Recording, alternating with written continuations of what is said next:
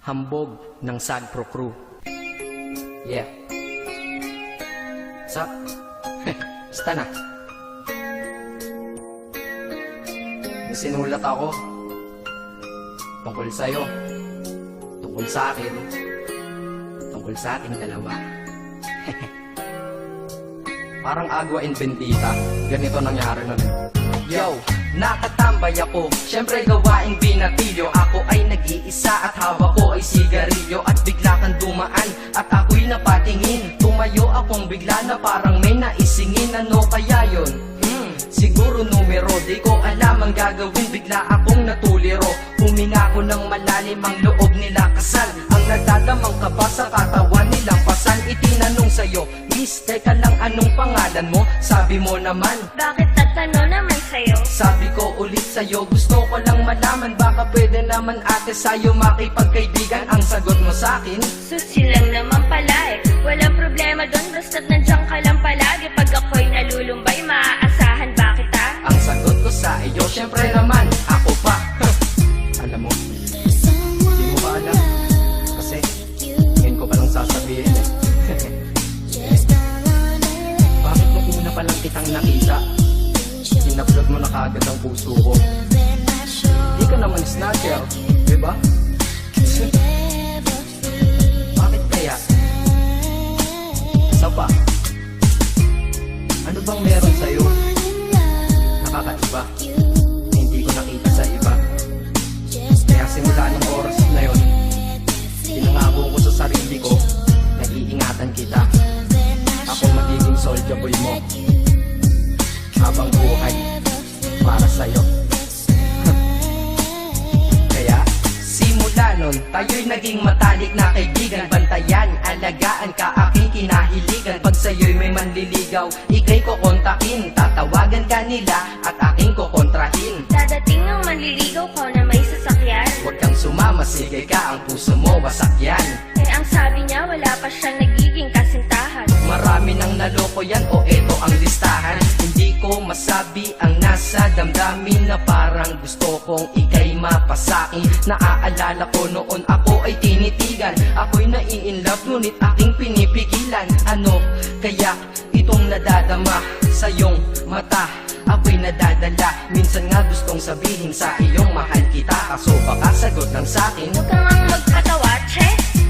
yan ang dahilan kung bakit di ko inaamin sa'yo. Kasi kaibigan lang ang rango ko dyan sa puso mo. Tingin mo lang sa akin, ganun lang. Pero ako, iba na nararamdaman ko para sa'yo. Hoy, iba na nararamdaman ko para sa'yo. Naalala ko tuloy nun, isang araw nagkita tayo sa tambayan. Sasabihin sana akong matindi sa'yo, kaso umatras na naman ang dila ko. Ganitong nangyari nun eh. Ganito ha. Okay? Pakinggan mo. Pwede ba kitang yayain Saan? sa pasyalan? Sige ba? Pagkatapos ituloy na sa kasalan. Ha? Baliw ka ba? Ito naman hindi mabiro. Parang gago ka kasi. Halika dito. May gusto ka bang sabihin? Tapatin mo nga ako. Inlove ka ba? Kaibigan lang kita at di tayo talo, di ba? Talaga lang ha? Totoo ba yan? Oo nga. Eh ba't lagi mo kung sinusubaybayan?